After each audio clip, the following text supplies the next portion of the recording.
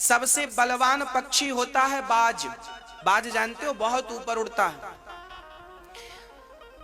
बाज की जो मादा होती है, बाज की जो पत्नी होती है, गर्भवती जब बनती है ना, तो बाज की मादा घोंसला बनाती है। एक दुनिया में बाज की मादा ऐसी है जो अलग प्रकार का घोंसला बनाती है। चिड़िया घास का घोंसला बनाती है, पर बाज की मादा कांटों का घोंसला बनाती है।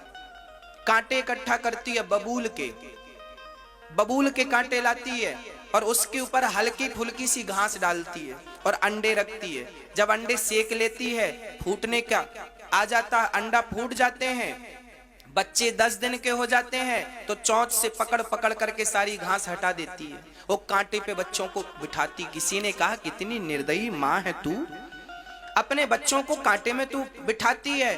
तब उस बाज की मादा ने कहा, मुझे पता है यदि मैंने अपने बच्चों को कांटों में चलना नहीं सिखाया तो कल इनका कोई भी शिकार कर लेगा। इन्हें सबसे ऊपर उड़ना है तो इन्हें कांटों में तो चलना ही पड़ेगा। इसलिए बाज सबसे ऊपर उड़ता है, सबसे खतरनाक पक्षी माना जाता है। उसका वार कभी बेकार नहीं जाता, क्योंकि उसने कांटों से शिक्षा पाई है। यहाँ चुभन, जब जितनी चुभन होती है ना, व्यक्ति उतना मजबूत बनता है।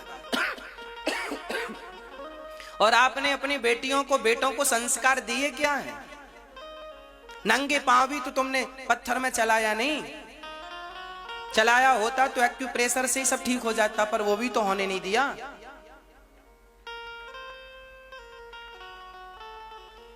ज्यादा सुविधा सबके लिए हानिकारक है, याद रखिएगा। आज हर व्यक्ति, हम देख रहे हैं हर प्रकार की सुविधाएं।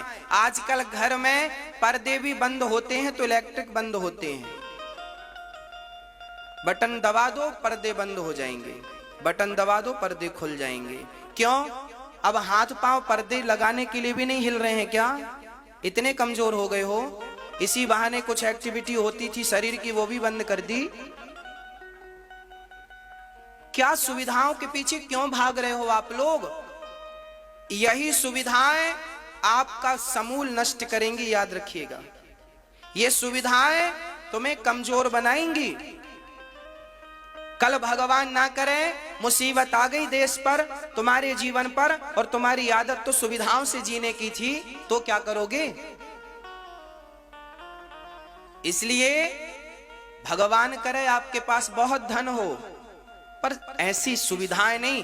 थोड़ा सा शरीर को परिश्रमी बनाओ, मजबूत बनाओ, जूजू ना बना दो। कल को रोना पड़ेगा। मेरी माँ, आपके भले की बात बोल रहा हूं, मर्जी आपकी है।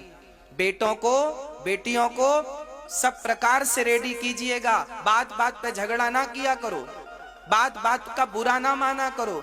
अरे मैंने कुछ कह दिया तो बुरा मानने की क्या बात है, हंस के टाल दो। पति ने कुछ कह दिया तो हंस लो, आज पत्नी ने कुछ कह दिया तो तुम हंस लो।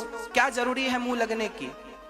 आपने कुछ बोला और मैंने भी कुछ बोला, क्या जरूरत थी मेरे बोलने की? चुप रहो ना भैया। सबके घर झगड़ा होता है, जरूरी नहीं है कि हर बात का जवाब हो। कुछ युद्ध भगवान श्री कृष्ण ने जरासंध से युद्ध किया, 17 बार तो हराया, 18वीं बार खुद मैदान छोड़ के भाग गए कि नहीं? कई बार हार जाने में ही जीत होती है। कई बार, बोलो, कई बार हार जाने में क्या होती है? जीत होती है। इसलिए पाकिस्तान से युद्ध करने का अवसर आए हमें, तो हमें वहां जीतना है। आतंकवादियों से लड़ने का मौका लगे तो वहां हमें जीतना है। जब भी हम भारत के गद्दारों से लड़ें तो हम जीतें, जब भी अपने दुश्मन से लड़ें तो जीतें। पर जब भी तुम्हारा झगड़ा तुम्हारे सगे भाई से हो तो भाई से जीतने का प्रयास कभी ना करना। झगड़ा पति से हो तो जीतने का प्रयास ना करना। झगड़ा माँ से हो तो जीतने का प्रयास ना करना। अपनों के रिश्तों में सदा हार जाना, क्योंकि इनकी हार में ही तुम्हारी जीत छिपी है। इन रिश्तों में भाई से तुम जीत कर क्या करोगे? भाई से जीत कर, वाह मैं भाई से जीत गया, पागल, भाई से जीत गया। आतंकवादियों से जीतते, पाकिस्तान से जीतते तो हम मानते कि हां जीत गए तुम। भाई से क्या जीत गए तुम? क्यों जीतने का प्रयास, हार क्यों नहीं गए? भाई डांट रहा, सुन लो ना। बड़ा भाई है, छोटा भाई है, आज उसका दिमाग खराब है, चलो डांट रहा है, बोल रहा है, सुन लो। तुम तो समझदार हो। तुम्हारी पत्नी है, पत्नी कितना बड़ा त्याग करती है तब ये पत्नियां बनती हैं। पुरुष का कोई त्याग नहीं है जीवन में, पर पत्नी का त्याग मैं आपको गिनाता हूं, गिनना। पुरुष अपनी मां को, अपने पिता को नहीं छोड़ता, पर स्त्री शादी के तुरंत बाद अपनी माता और पिता को छोड़ती है।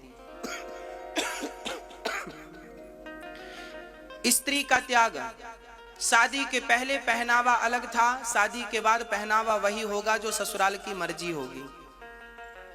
शादी के पहले मांग नहीं थी, शादी के बाद मांग।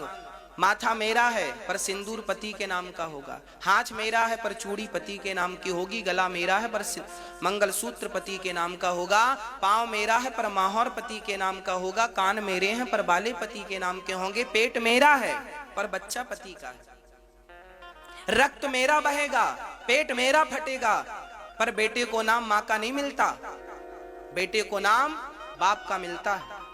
इतना बलिदान देने के बाद तुम कहते हो तुम पांव की जूती हो, तो यार तुम अच्छी किस्म के कुत्ते भी नहीं हो।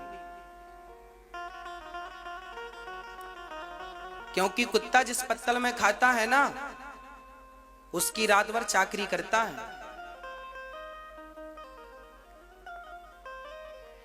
वो स्त्री जो इतना त्याग करती है एक पति के लिए, और बाद में पति, हद तो तब हो गई जब पति ने कह दिया निकल जा मेरे घर से।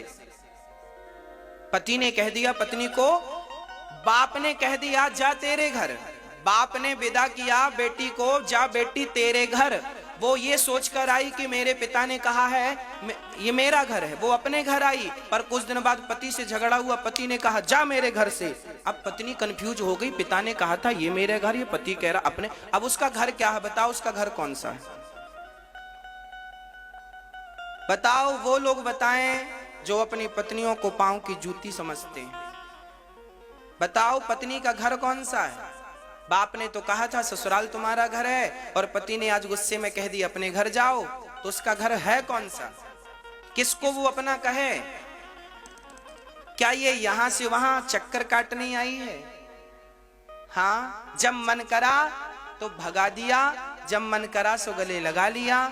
अरे थोड़ा सा तो सम्मान कर लो उस स्त्री का। जब सीता मां जंगल गई तो सीता मां के पांव में छाले पड़ गए, कांटे लग गए, तो राम जी ने अपने हाथ से सीता जी के पांव के कांटे निकाले हैं।